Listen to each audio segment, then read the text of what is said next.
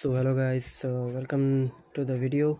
So today I'm going to read Elon Musk by Walter Isaacson, and the chapter is chapter 61, Nights Out, Summer 2021, with May on stage at Saturday night, live, and with Grimes at a party.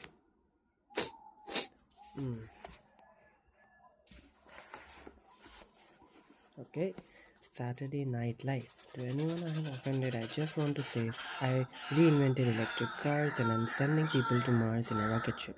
Did you think I was also going to be a chill, normal dude? Musk grinned sheepishly as he delivered his opening monologue as the guest host of Saturday Night Live. Shifting his weight from one leg to the other, he was doing a passable job of making his awkwardness charming. That was his theme, showing that he could be self-aware about his emotional shortcomings. With the help of producer Lorne Michel's unerring sense of how to make a guest look good, he used his hosting gig in May 2021.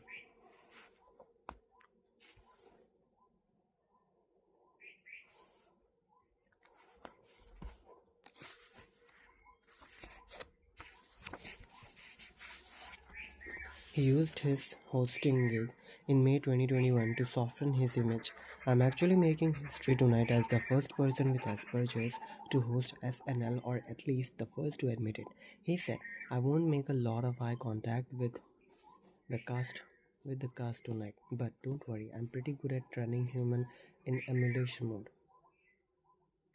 It was Mother's Day, so May got a chance to come on stage at the rehearsal on Friday. She read the cue cards and pronounced, "This isn't funny." She was given permission to improve on some of her lines, which she did. We made it more real and funnier, she says. Grimes also appeared in a sketch based on Super Mario Bros. One idea that they rehearsed with, which played off some of Musk's anti-woke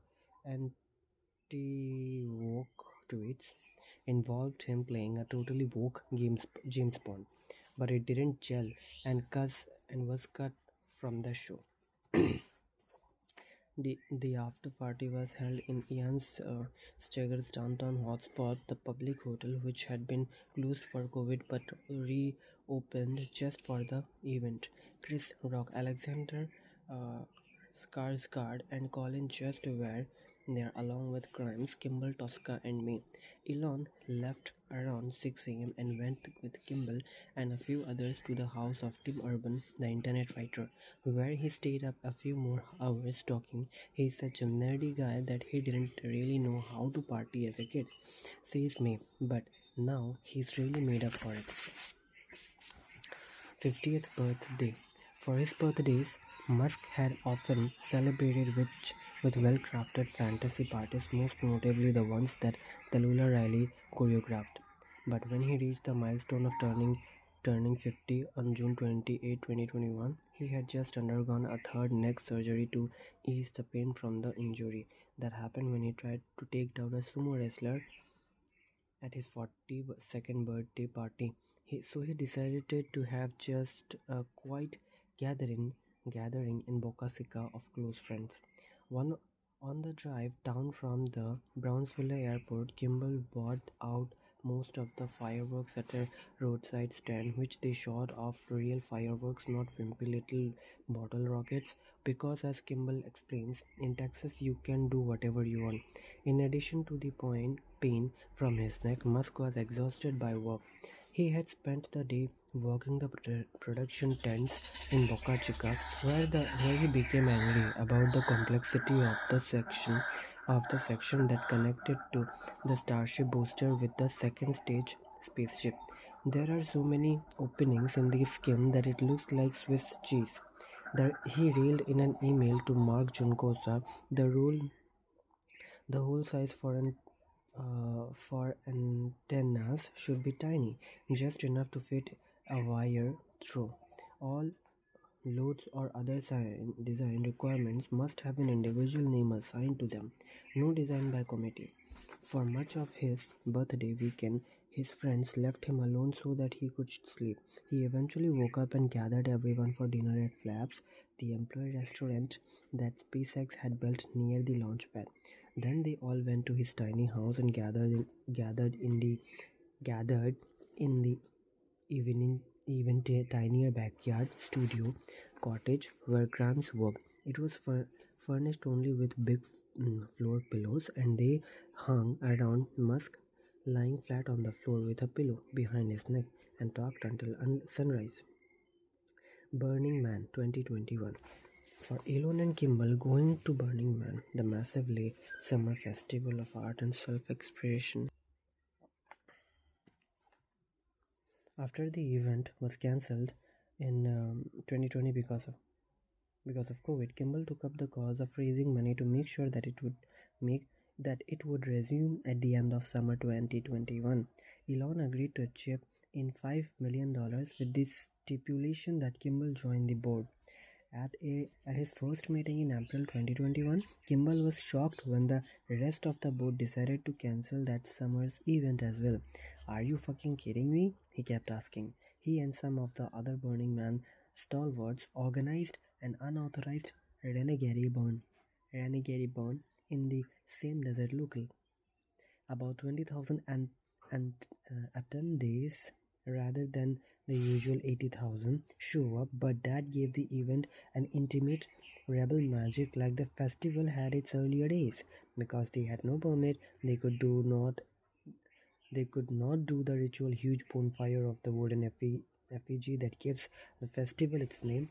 So Kimball worked with a friend to replicate the look of a Burning Man using lighted drones. "This is a religious experience for a loyal community," Kimball said. "The man must burn," and it did. Elon came just for Saturday night and stayed in Kimball's encampment, which has centered around a lotus-shaped tent that provided room for 40 people to dance or hang out. As was often the case, there was a gained up crisis, in this case meetings about supply chain problems at Tesla, that served as an excuse for him to not take much time off. Grimes came with Elon, but their relationship was not going well. His romance often involved an unhealthy dose of mutual meanness, and the one with Graham was no exception.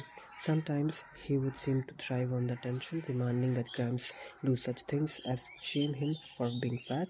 When they arrived at Burning Man, they went into their trailer and didn't emerge for hours. "I love you, but I don't love you," he told her. She replied that she felt the same. They were expecting another child via a surrogate at the end of the year, and they agreed that it would be easier to be co-parents if they weren't involved romantically, so they broke up.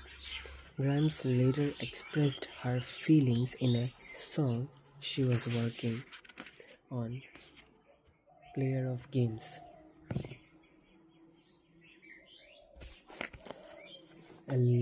A fitting title on many levels for the ultimate strategy gamer.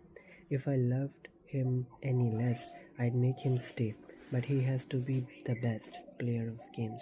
I'm in love with the greatest gamer, but he'll always love the game more than he loves me. Sail away to the cold expanse of space. Even love couldn't keep you in your place. Met Gala, September 2021. The breakup with Grimes did not last, or at least not totally. Instead, their relationship became a roller coaster of companionship, co-parenting, loneliness, avoidance, boundary setting, estrangement, blocking, ghosting, and re-embracing. A few weeks after Burning Man, they flew from South Texas to New York for the Met Gala, the costume extravaganza that Grimes relished. They stayed with May in her small apartment Green in Greenwich Village. Musk had just sent his plane to pick up a Shiba Inu dog he had just bought named Floki, the breed that is the face of the Dogecoin cryptocurrency. He also brought his other dog, Marvin, who did not get along with Floki. Neither were housebroken. May's apartment became a two-bedroom circus. The outfit Grimes assembled for the gala was in homage to the science fiction novel and movie Dune: a sheer gown, a grey and black cape, a silver face mask, and a sword. Musk was ambivalent about going and, not surprising, found a work excuse to avoid arriving at the mm, beginning.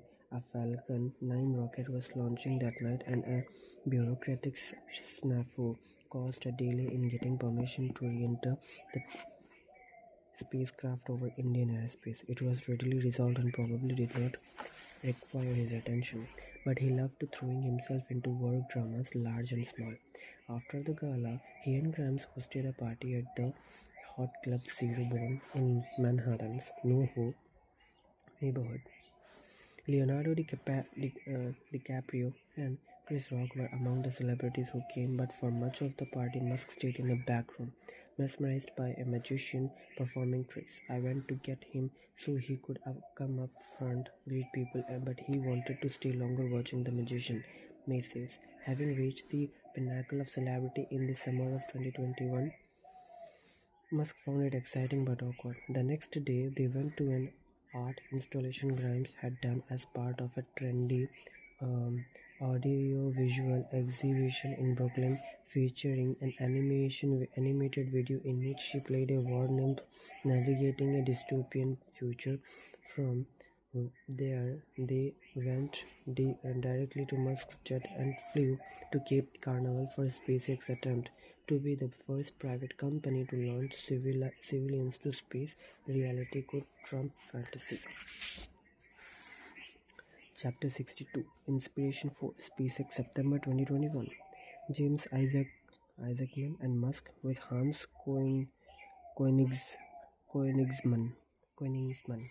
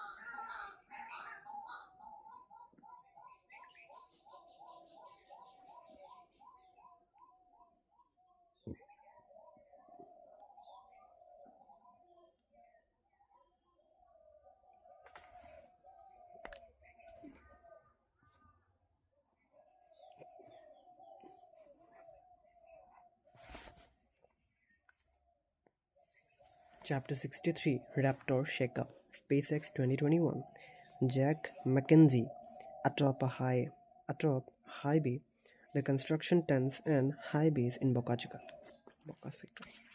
This is Jake McKenzie. Engineering mode.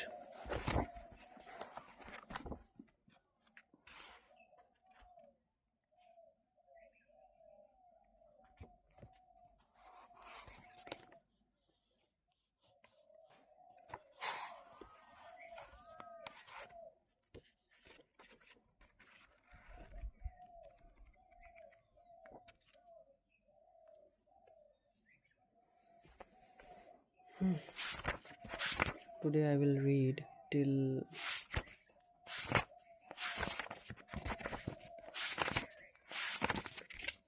Vision only. Merge near South Congress and Riverside.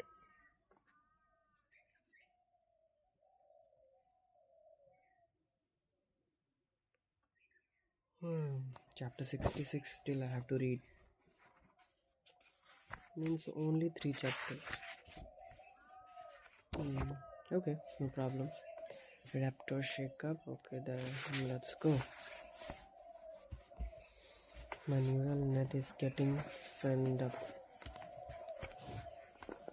My neural net is getting fired up like it's the 4th of July. Musk exulted. This is what I like doing most, iterating with kick-ass engineers. He was sitting in the Starbase conference room in Boca Chica in early September 2021, sporting a stark fade haircut that looked like it was done by a soon-to-be-executed barber of a North Korean leader. I got it myself, he told the engineers. I had someone else cut the bag. Over the previous weeks, Musk had been cycling through periods of despair and fury about the Starship's Raptor engine. It had become complex, expensive, and difficult to manufacture. When I see the tube that cost $20,000, I want to stab my eye with a fork, he said. Going forward, he announced, he would hold meetings in his SpaceX conference room with the Raptor team at 8 p.m. every evening, including weekends. Musk took a special interest in the mass of materials being used. The thickness of the engine cylinder was the same as that of its dome, he pointed out, even though they would be exposed to different pressure. What the fuck is going on? He asked. There is a shit ton of metal there that doesn't make any damn sense. Each extra ounce of mass would reduce the amount of payload the rocket could launch.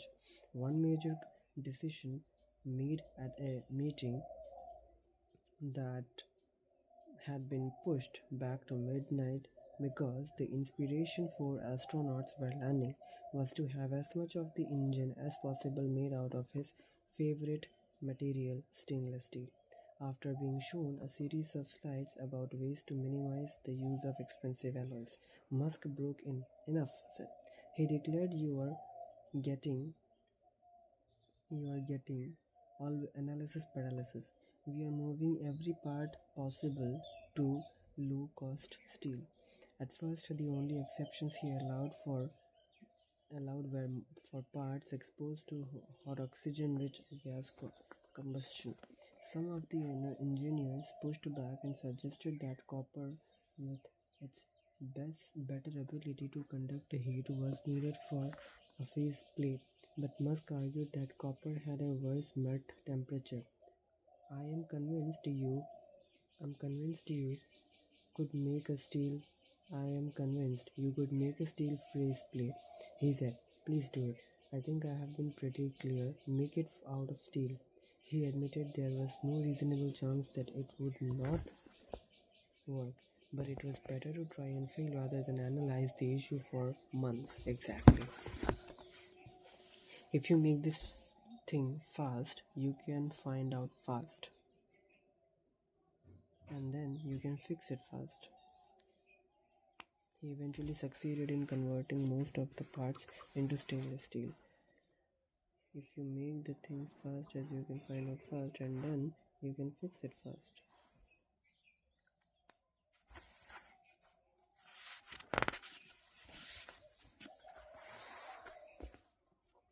Okay. Okay, I think I skipped. Yeah, Jack Mackenzie.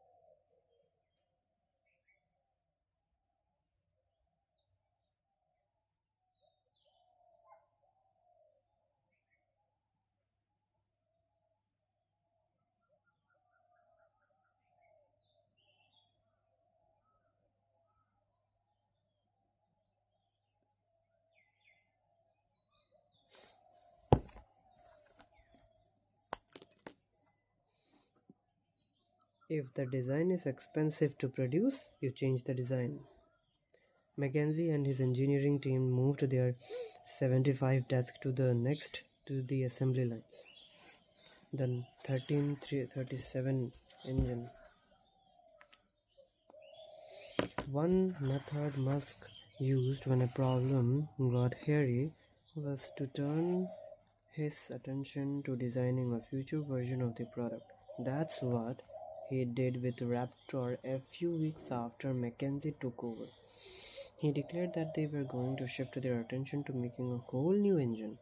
It was going to be different enough that he didn't even want to name it after a breed of falcon like Merlin or Kestrel. Instead, he pronounced Leet, the numericals kind of. Okay. He decided to use a meme from the world of coding and call it 1337. Pronounced Leet. The numericals kind of look like those letters. Acha.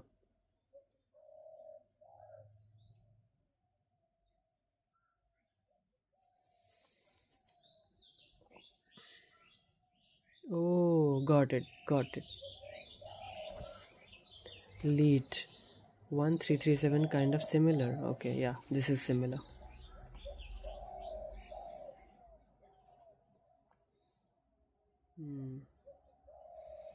The goal was to get an engine that would cost less than $1,000 per ton of thrust and thus be, he said, the fundamental breakthrough needed to make a life multiplanetary. The point of leapfrogging to a new engine was to get everyone thinking boldly. Our goal is the greatest adventure engine, he said in a pep talk to the team. Does it have a chance of success above zero? If so, put it in. If we find that there are changes we made that are too adventurous, then we will back up. The guiding principle should be make an engine that was lean. There are a lot of ways to skin a cat, he said, but it's important to know what the post-skinned cat looks like. The answer is muscly and gnarly.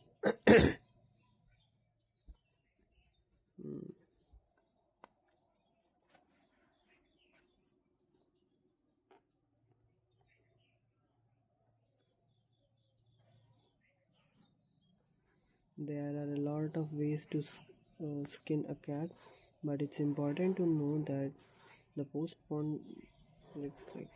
The post-skin cat looks like. The answer is muscly and gnarly. Late that night, he sent out a flurry of texts to emphasize how serious he was about this new push. We are not shooting for the moon, he wrote. We are shooting for Mars. A maniacal sense of urgency is our operating principle.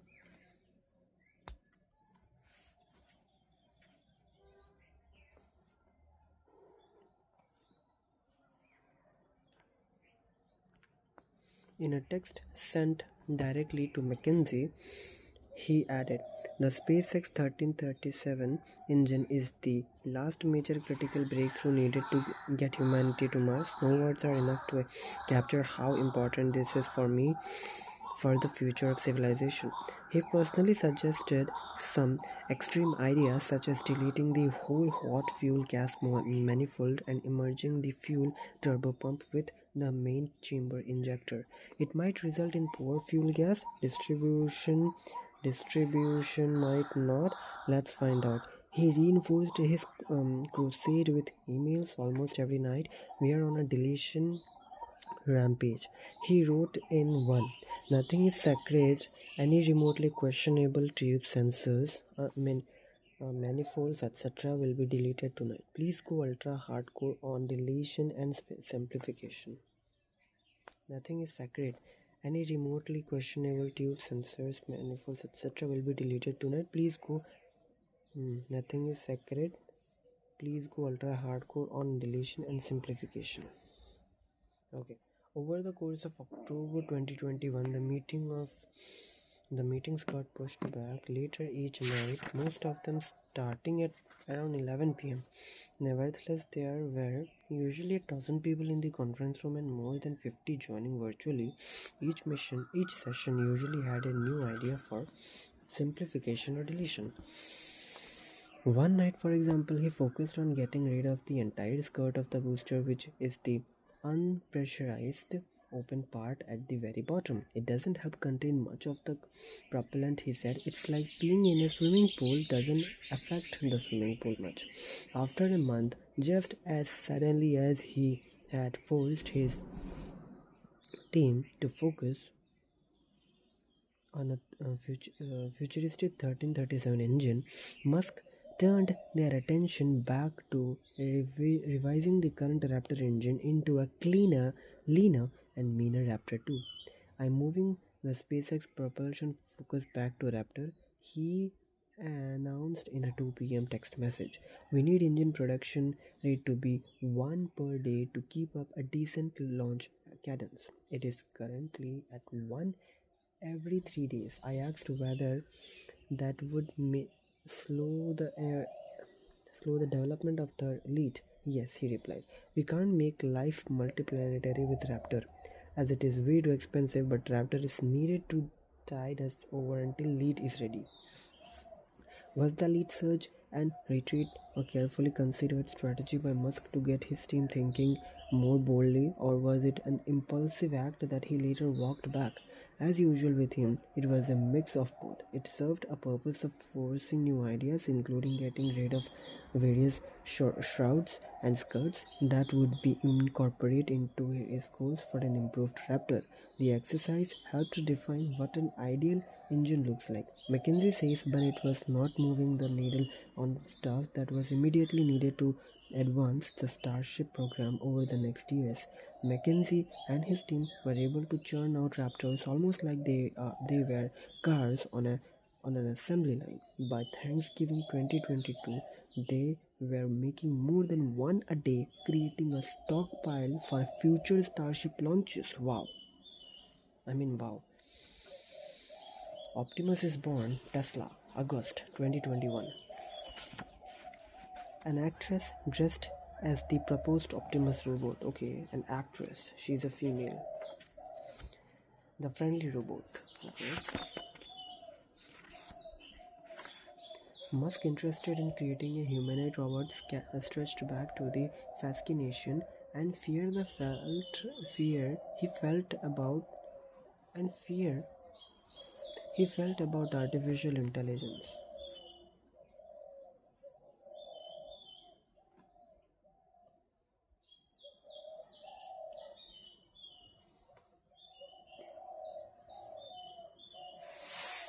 Ah.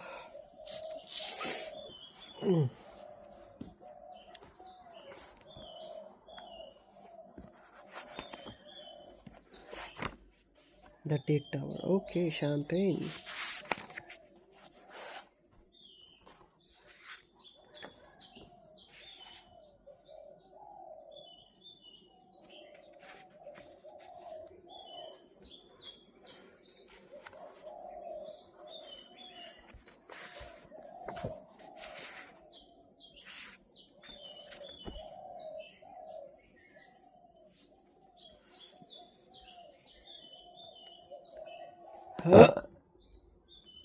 Musk's interest in creating a humanoid robot stretched back to the fascination and fear he felt about artificial intelligence.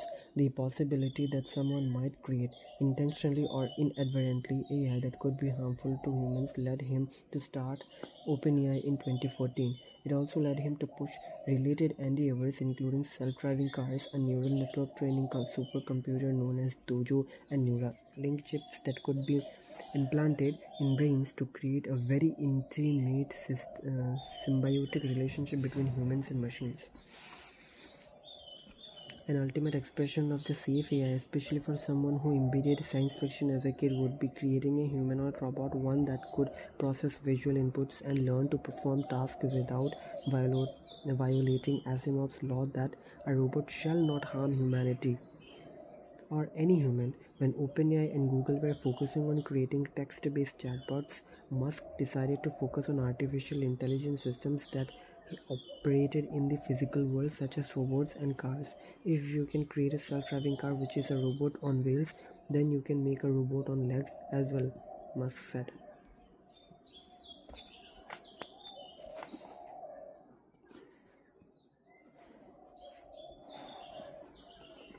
In early 2021, Musk began mentioning at this executive meetings that Tesla should get serious about building a robot, and at one point he played for them a video of the impressive ones that Boston Dynamics were designing.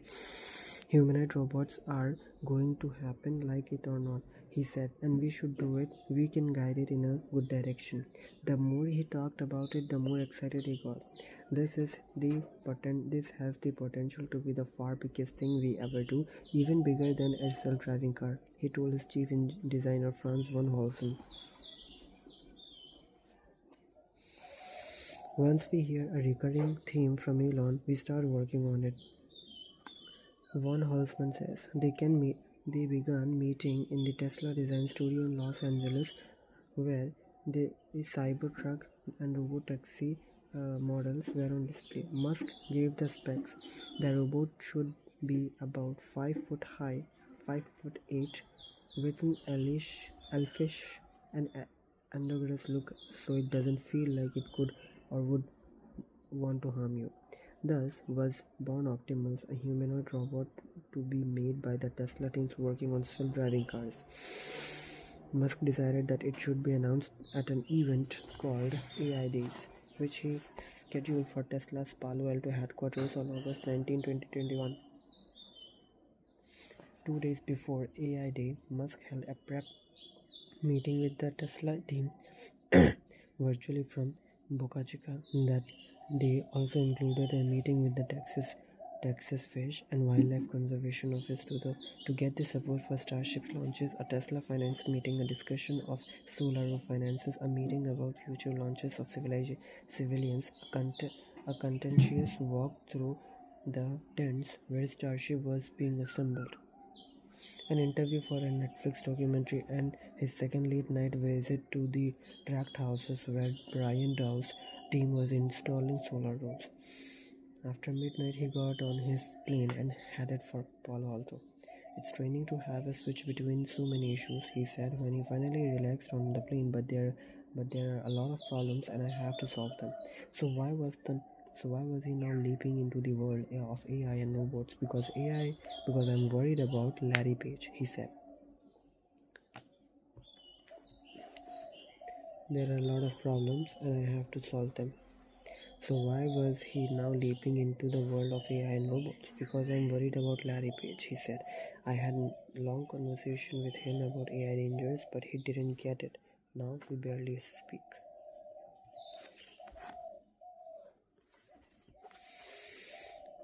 When we landed at 4 a.m., he went to a friend's house for a few hours of sleep, then to Tesla's Palo Alto headquarters to meet with the team preparing for the robot announcement.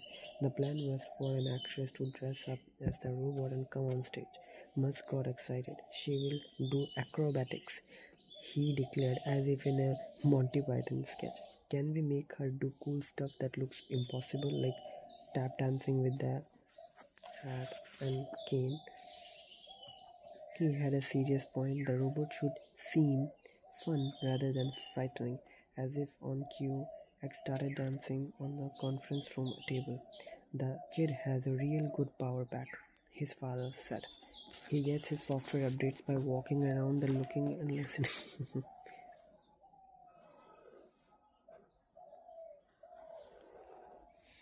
That was the goal, a robot that could learn to do tasks by seeing and mimicking humans. After a few more jokes about hat and cane dancing, Musk began drilling down on the final specifications.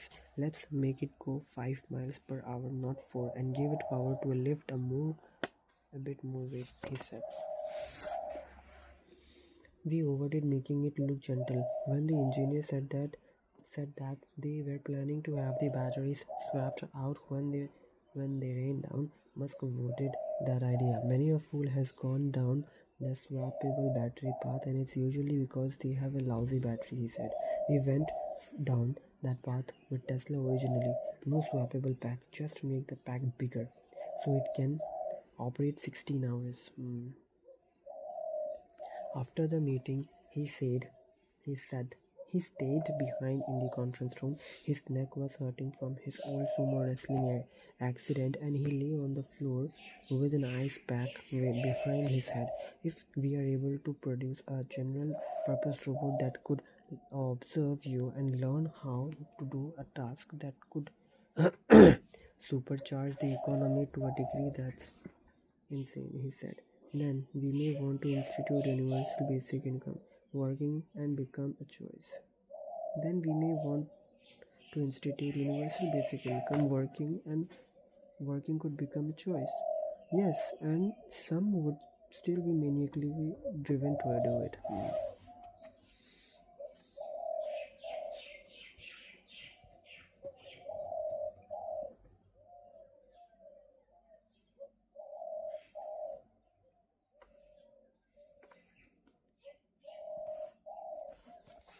Musk was in a full mood at the next day's practice session for AI Day presentations, which would feature not only the unveiling of Optimus on sessions for AI Day presentations, which I think I forgot how to read. Musk was in a full mood at the next day's practice session for AI Day presentations, which would feature not only the unveiling of Optimus but also the advances Tesla was making in self-driving cars. This is boring, he kept saying as Milan Kovic, a sensitive Belgian engineer who ran the autopilot and Optimus software teams, presented very technical slides. There is too much here that is not cool. This is recruiting event and no one will want to join after seeing these fucking slides. Kavuk, who had not yet mastered the art of deflecting Musk blast, walked back to his office and quit throwing plans for that evening's presentation into disarray. Lars Morvey and Pete Bannon, his more seasoned and battle-hardened supervisors, stopped him as he was about to leave the building. Let's look at your slides and see how we can fix this, Morris said. Kovac mentioned he could use a whiskey and Bannon found someone in the autopilot workshop who had some. They drank 2 shots and Kovac calmed down. I'm going to get through the event, he promised them. I'm not going to let my team down. With the help of Move and Bannon, Kovac cut in the half number of the slides and rehearsed his new speech. I sucked up my anger and brought the new slides to Elon, he says. Musk glanced through them and said, "Yep, sure, okay." Kavuk got the impression that Musk did not even remember chewing him out. Okay. The disruption caused the presentation that evening to be delayed by an hour. It was not a very polished event. The 16 presentations were all made. The only woman was the actress who dressed up as the robot, and she didn't do any fun hat and keen dance to routines. There were no acrobatics, but in his slightly stirring monotone, Musk was able to connect Optimus to Tesla's plans for self-driving cars and the Dojo supercomputer Optimus, he said, would learn to perform tasks without needing line-by-line instructions like a human. It would teach itself by observing. That would transform not only our economy, he said, but the way we live. Neuralink, 2017 to 2020. A monkey playing Pong using only his brain waves.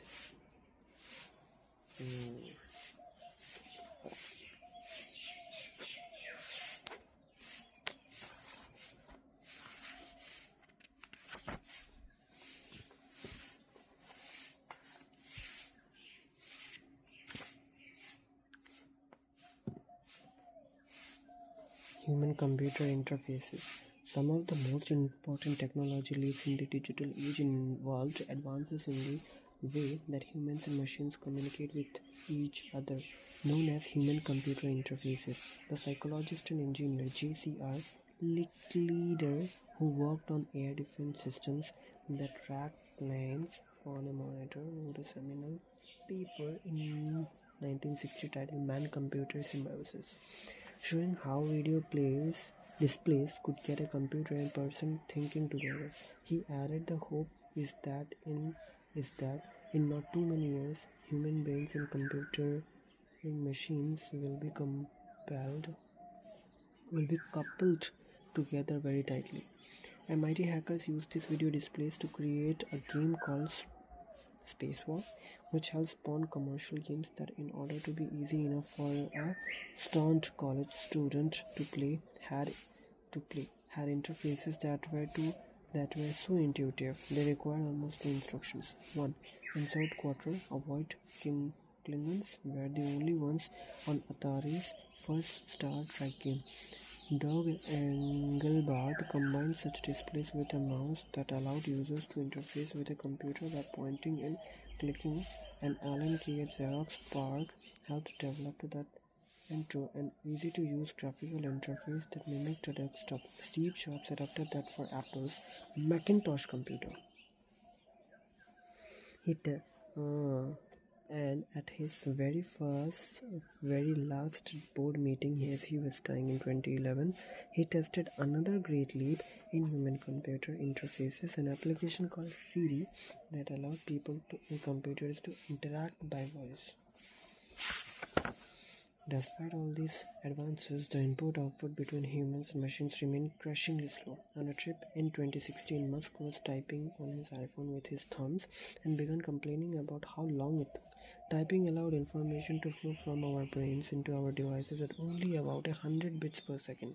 Imagine if you could think into the machine, he said, like a high-speed connection directly between your mind and your machine.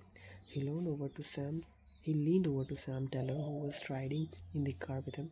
Can you get a neuroscientist who can help me understand computer-brain interface?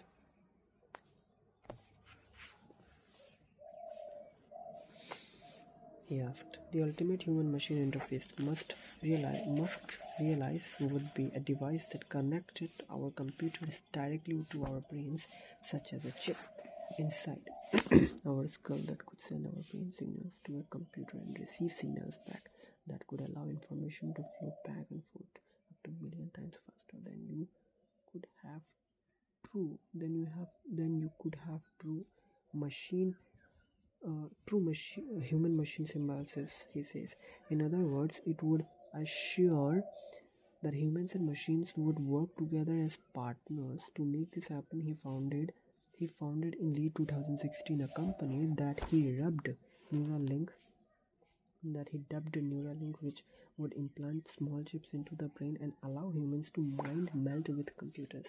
Like Optimus, the idea for Neuralink was inspired by science fiction, most notably the culture space travel novels by Ian Banks, which feature a human-machine interface technology called neural lace that is implanted into people and can connect all of their thoughts to a computer. When I first read Banks, he says, it struck me that this idea had a chance of protecting us on the artificial intelligence front. Musk's lofty goals are usually accompanied by practical business models. He had developed Starlink facilities, for example, as a way to fund a SpaceX mission to Mars. Likewise, he planned to Neuralink brain chips to be used to help people with neurological problems, such as ALS, interact with computers. If we can find a good commercial users to fund Neuralink, he says, then in a few decades we will get to our ultimate goal of protecting us against evil AI by tightly coupling the human world to our digital machinery.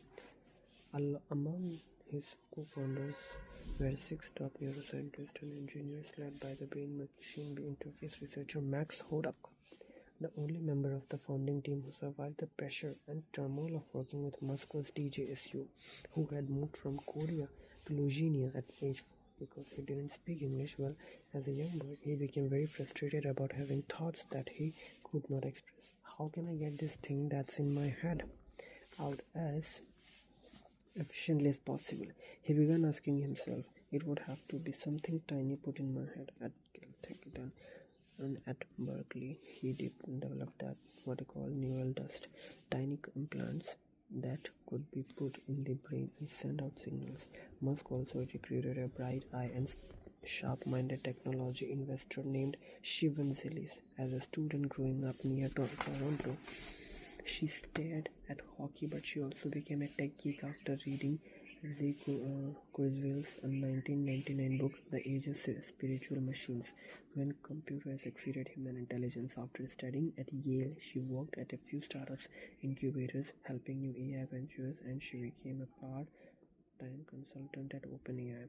When Musk founded Neuralink, he took her out for coffee and asked her to join. Neuralink is not just about research, he assured her. It's about building real devices. She quickly decided that would be more fun and useful than continuing to be a venture investor. I noticed that I learned more unique lessons from Elon per minute than any other human I have met, she says.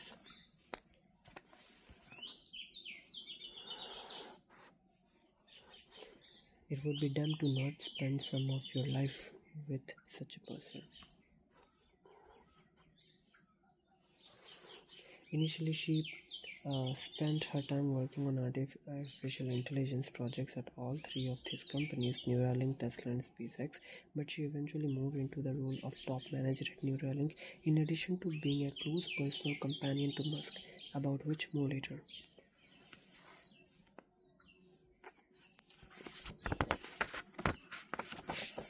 The chip. The underlying technology for the Neuralink chip was based on the Utah array, invented at the University of Utah in 1992, which is a microchip studded with 100 needles that can be pushed into the brain. Each needle detects the activity of a single neuron and sends the data by wire to a box strapped to someone's skull. Because the wire has roughly 86 billion neurons, this was only a nano step toward human-computer interfaces. In August 2019, Musk published a scientific paper describing how Neuralink would improve on the Utah array to create what he called an integrated brain-machine interface platform with thousands of channels. Neuralink's chips had more than 3,000 electrodes on 96 threads. As always, Musk focused not only on the product but also on how it would be manufactured and deployed. Robots working at high speeds would cut a small hole in a human skull, insert the chip, and pushed the threads into the brain. He revealed an early version of the device at an August 2022 public presentation at Neuralink, featuring a pig named Gertrude with a chip in her brain.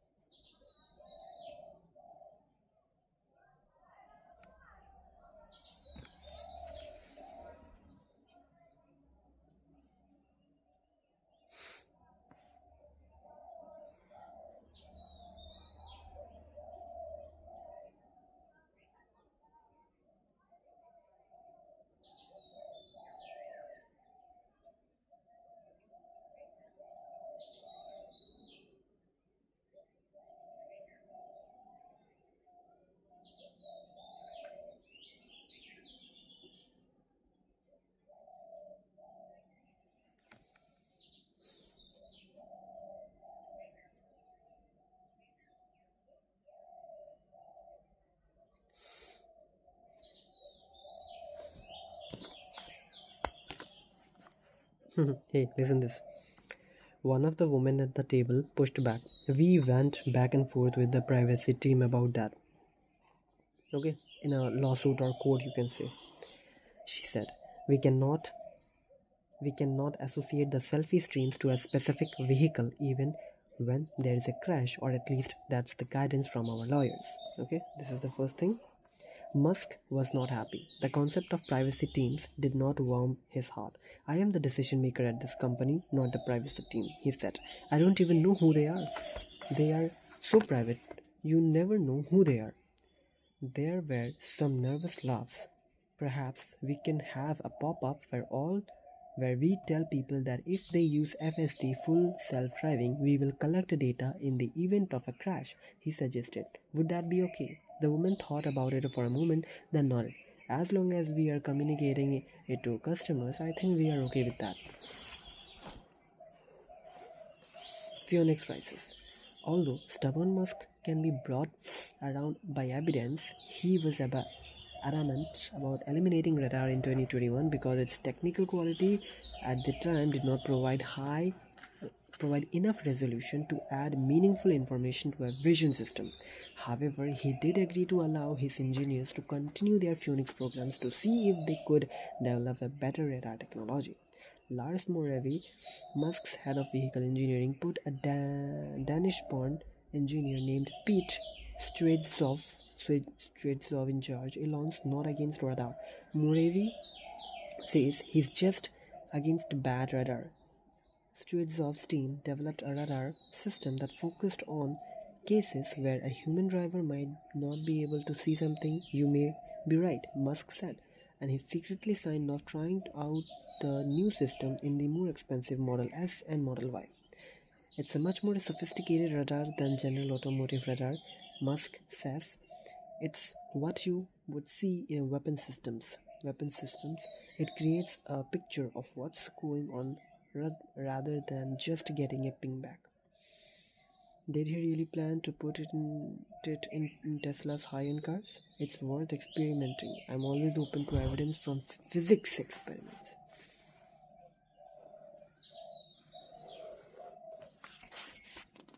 Money 2021 to 2022.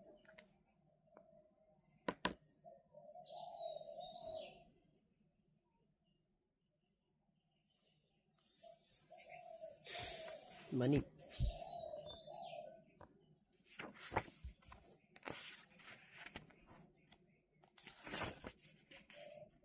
Father of the Year with Siobhan Strider and Azure at Tesla with Hex.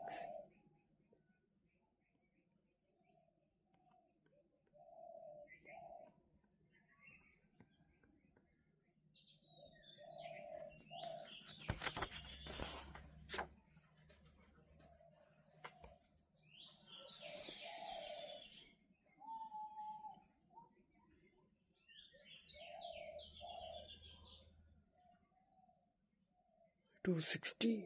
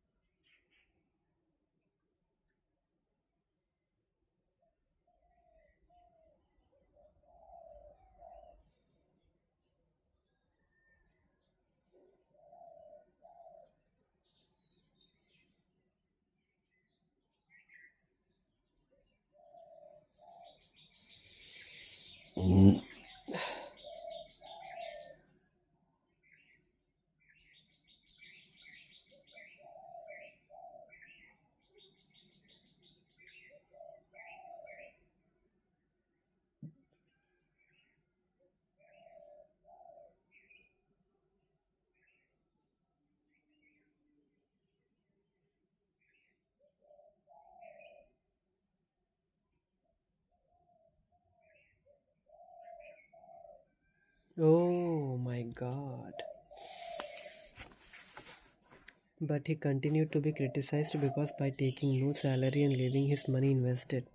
But he continued to be criticized because by taking no salary and leaving his money invested in the company, he did not reap any capital gains and paid little tax.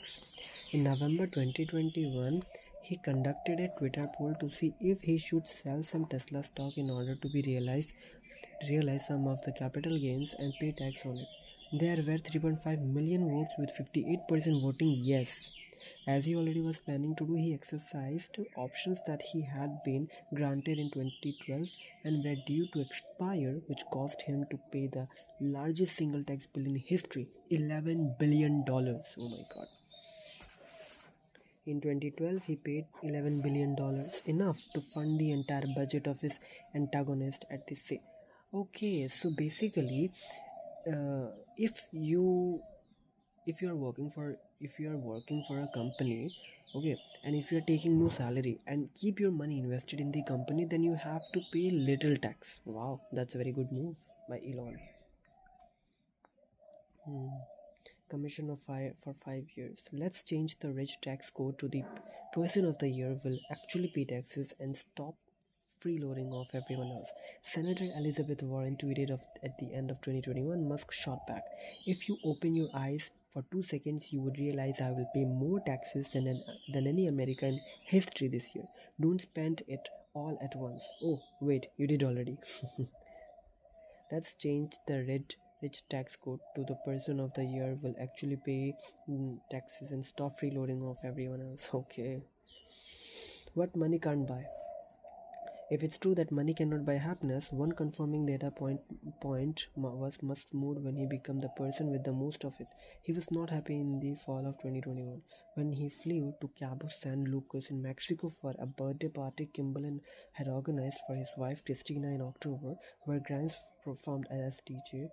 He shut himself in his room and played Polytopia much of the time. We were underneath this art piece with interactive lights dancing to beautiful music from Claire Grimes.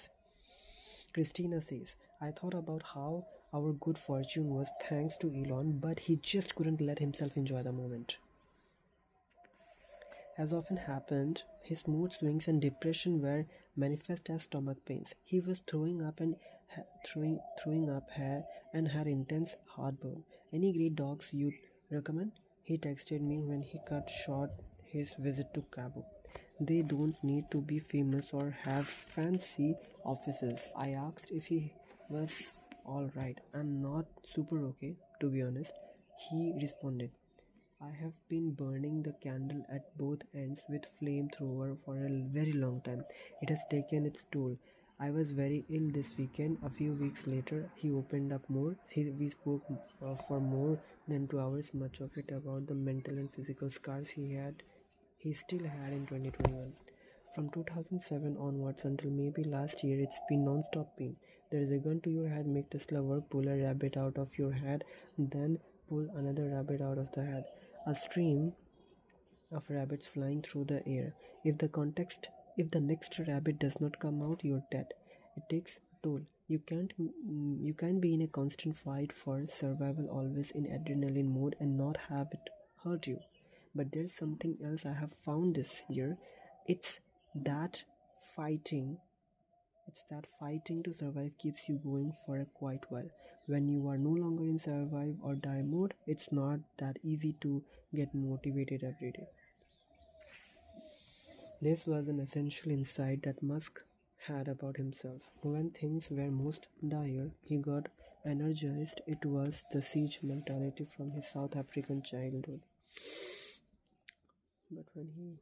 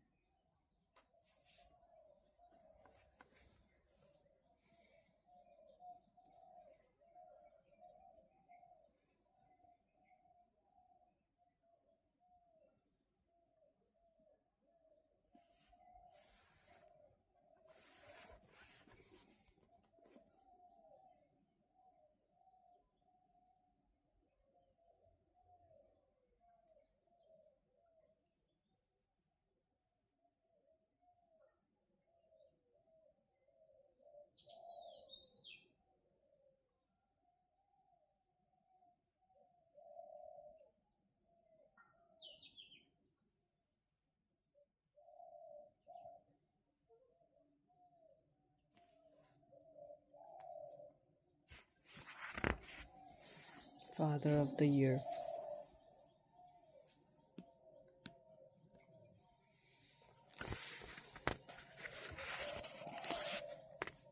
Politics. Siobhan's twins. Let me take a break.